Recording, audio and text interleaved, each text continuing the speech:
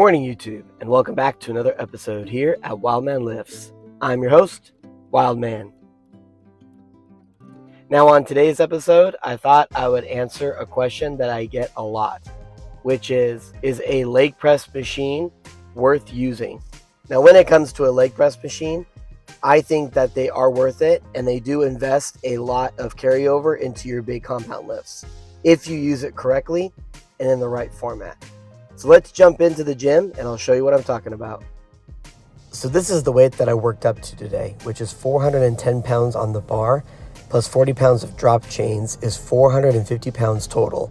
And those silver chains are 5 pounds, but they never drop to the ground. So that's why it's 410 pounds on the bar. So the strength giant set was gonna involve working up to a 1 rep max chains back squat and doing a few repetitions as I work my way up. And the idea is at the bottom of the squat, it's lighter and it's heavy at the top. And I'm gonna be doing toes to bar in between. I love doing this exercise because it really builds your core, but it also builds your back, your grip strength, and your shoulder mobility, which are all things that are necessary to do when you're doing back squat. So I like to alternate between toes to bar 1 week and weighted pull-ups the following week. And I'm gonna be doing some rowing in between as well to warm up my back and to get my conditioning going and my legs moving explosively. And that's gonna be the strength giant set for the day. Now when it comes to leg day, everything is always centered around the back squat. I'll either do the back squat, I'll add chains like I'm doing today, or I'll do some type of other variation like a zercher squat, front squat, or a SSB squat, with depending whatever calls for the occasion. Or I'll use those as secondary lifts as well. Now you'll notice that you'll be able to do a lot more weight on the leg press machine than you can on a back squat. This is because the back squat is more than just about legs. It's about your whole entire body, which is a compound movement. Your upper back and your core need to be strong. If not, those are the first things that are gonna cave and you're gonna miss the lift. Trust me, a lot of people who can't back squat 315 pounds are able to do 3 plates on a leg press machine, which is a lot heavier than a back squat. So how are they able to do this and not do a back squat? It's because of your core and because of your upper back. This is why it's good to throw in movements like toes to bar and rowing like I'm doing today to make sure that those are warmed up and getting a good exercise as well. So that way we can build strong core and strong upper back to hold that weight securely. And then we can just utilize our legs and squat it from the hole a lot easier. So now we're getting into the top sets, and you'll notice I'm not using my med ball to get to depth. That's because I've practiced that so much that now it's in my muscle memory. And this felt pretty good. I felt comfortable going to at least parallel and going a lot higher than what I was anticipating for today. So that was a good thing. I was feeling really good. I was getting my depth down without any aids. So I decided to go for 450 pounds total, which I haven't done in a while. And you can see it was a really big fight, which was perfect. That's how I wanted to end this session, is I wanted a really good grind. And it didn't tax me too bad. It just moved very slowly because I'm not used to that kind of weight. So I was very pleased with that and overall happy with today's strength giant set. Now for the variation giant set, I was gonna do 3 rounds of rowing and toes to bar, but I was gonna add in the leg press. So the leg press, every gym has a different kind of leg press depending upon its manufacturer, but you wanna find one that has a 45-degree angle seat because that's actually gonna be the angle that will benefit your legs the most. And most leg presses have these little handle things right here where you're able to push down or lift up, which releases a lever. And that's where that giant plate goes, where your feet goes. And you're able to press it up, and that's to make sure that it catches so that it doesn't fall back and kill you.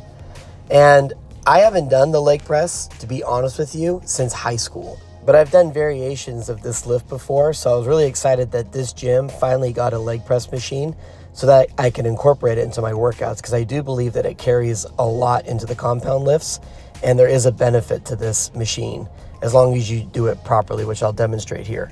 Now when it comes to the leg press, it's a great secondary movement to build leg strength for the squat, but also this is the same movement pattern for muscle memory if you want to get good at doing deadlifts. Essentially the deadlift is the same exact motion as a leg press machine. You want to think about holding that bar, and that bar is not going to go anywhere, and you're going to try to press the earth away like it's a leg press. If you follow that simple movement pattern in your mind, you'll be surprised how much weight you can lift with the deadlift. Combining this with the fact that you're working out your legs, this carries over greatly into the back squat. As long as we recall, we're working on our core and our upper back as well to make sure that we are able to hold that weight onto our shoulders properly. I see a lot of people in the gym when they're using the leg press machine doing it incorrectly. Some people want to work their calves, which is fine. And so they will put their feet in different places. They'll either put it too narrow, they'll put it too wide. And the biggest thing is they won't go down to a full depth. For me, what I like to do with the leg press machine is I like to set up the same stance I'm going to do with a deadlift or a squat because it's virtually the same. It's shoulder width apart. I put my toes slightly outward. And then I lower that weight down until it gets to about my belly. And then I explode in the opposite direction as if I'm trying to press the earth away. Doing these for reps after you've done a back squat will absolutely build your legs and your strength. However, if you tried to do this as a 1 rep max and you just kept trying to train the leg press the entire time and then try to go do a back squat, you're going to find that your back squat is very weak because you neglected training your core and your upper back. Once I was finished with the variation giant set, I moved on to my assistance giant set, which is going to be 3 rounds. And the first exercise I was going to do was farmer walking lunges. And I love throwing these kind of strongman movements into my assistance because it works my polar antagonistic movement on my shoulders and my back. And I was doing some bench jump overs. Now my legs were very tired from all that leg work I was doing. So forcing it to jump, even though that's pretty easy to do, not when your legs are tired, not at all. So it's basically teaching my legs to work when I don't want them to work and to move explosively. So I love doing some type of jumping variation to work my athleticism and the explosiveness of the lift. And I finished off by hitting my lower abs by doing flutter kicks. And that was the assistance giant set. Once I was done with that, I moved on to my accessory giant set, which was going to be 3 rounds. And it was going to be these machine rope supination curls. I really love doing these to isolate that inner bicep, which is hard to get. But after doing all the toes to bar and all the rowing, it was easy to isolate my biceps a lot more because they were tired. And I also do hitchhikers to work for my shoulder longevity and health. And I love doing these on my deadlift and my squat days because I find that it keeps my shoulders in line and free from impingements. And I finished off the legs with some leg extensions, and that was the accessory giant set. I'm really surprised with myself because I was feeling really good this day. I wasn't planning to go that heavy on the back squat. I just got back into leg pressing, so that was a lot of reps. And I was able to do the assistance and accessory, which I was feeling like I couldn't do assistance that day, but I was feeling pretty good. So I'll take it. Thanks for joining me today and learning more about the leg press. I'll see you next time.